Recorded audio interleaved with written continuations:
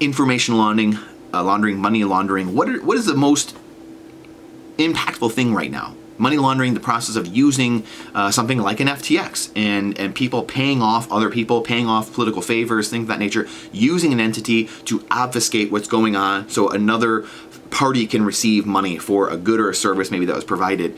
FTX, huge example of that, obviously. A lot of the government is a money laundering operation, right? Wars are money laundering operations, paying off one set of people. Maybe they did $1 billion worth of work, but you want to pay them off for political favors or other things they've done, and you're going to pay them a $10 billion contract or a $2 billion contract instead of just the $1 billion that was actually owed. You can see information laundering working the same way. Information laundering. But I want to know from you, what do you think the most dastardly, the most insidious thing is, though, in regards to all this? Information laundering is when you have these intelligence agencies. You can see this all the time now. You have intelligence agencies, they spit out this report, or they spit out like a news, like a blog article or something on a small site or whatever, and then they take that and then they have it outsourced or sourced to CNN article, or MSNBC uses it, and an anchor comes on and talks about it, uses that as the source data, and it's some random article with 51 intelligence officers, intelligence agents, the 51 known liars that we know now, right? That they launder information by creating a fake story or creating fake data, and then have it used and sourced by a more mainstream, perceived to be higher degree of trust entity like mainstream news, believe it or not. But when you have this thing where people keep seeing it, and you have people of perceived trust at higher levels, and they use it as a source, and then you have politicians go take that news report from an anchor or from CNN's website or NBC, ABC, and then use it. People start to believe those things because they're like, man, I'm seeing this everywhere, and you're creating this fake environment basically where this story just lives in this bubble and creates our paradigm, which we've talked about many times here. Humans work off of, there are 5 senses, but then there are 6 higher faculties after that. There are 5 senses are in our conscious mind. And then our 6 higher faculties are the things that we don't think about as much, our habits and things of that nature, and our paradigm. And our multitude of habits, many habits together, create a paradigm of what we think about the world, what we accept or reject as truth in life. And perception is, to me, life is all one big perception. That's where people come up with the matrix and simulation, which I talk about a fair amount. But it's saying it tongue-in-cheek, but it's true. I mean, the true aspect of it is that we just talked about, obviously, information laundering, money laundering, people creating things that aren't true and making them seem true. But our lives are all collection of the stories we tell ourselves. So if I tell myself I can do something, or if I tell myself I can't do something, then that's true, right? If I tell myself these people are bad and those people are good, that's a story I'm telling myself.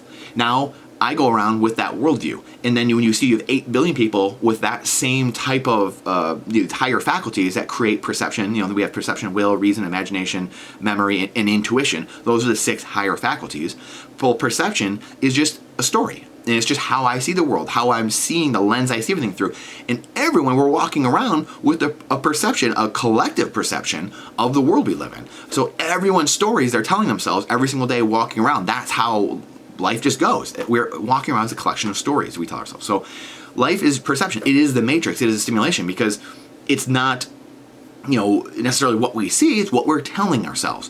We may see things, we may read things, we may see things with our own eyes, but then we have someone telling us, well, you didn't see that. Government, very famous for, you didn't see that. That wasn't true. We didn't do that. We didn't lock you down.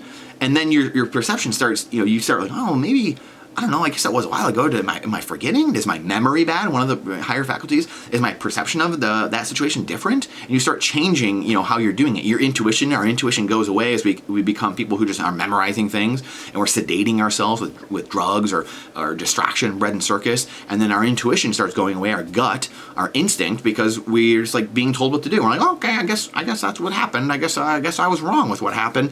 And you can see how these levels just change over time, over and over again.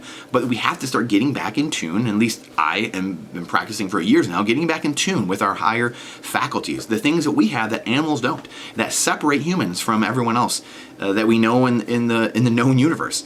So information laundering, money laundering are part of the simulation, the matrix, the perception. They're creating perception, right? They're creating perception. We create perception in our own life. ours generally isn't a sinister perception, but we have people, entities way above us that are trying to create this Hunger Games, spherical environment we live in. That's this perception that, politicians are here to save us, and they're just, these great civil servants. Then they're going to do things for you. And the Christine Lagardes of the world, they're just amazing people. And Janet Yellen's and Jerome Powell's, and Augustus Carson's, they're such amazing people. This perception. Bill Gates is saving you by buying all the farmland and getting all these different medical researches done. They're just such amazing people. That's perception. Most people have this perception that that's true.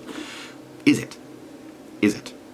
Information laundering, money laundering. What is the most sinister in your mind? But there are things that over time kind of create the framework. Some of these things, starting to be able to see these things from a different lens, and understand what's actually at work in your mind, is going to be the thing that really propels us forward as a human race and start to uncover the truth from the fiction. Please share this out. Appreciate you being here. Thank you for coming to my TED Talk. The algorithm hates truth, so please share this out. This is not financial advice, it's freedom advice. Question everything with boldness, even the existence of God himself, and trust, but verify. I will see you on the next one.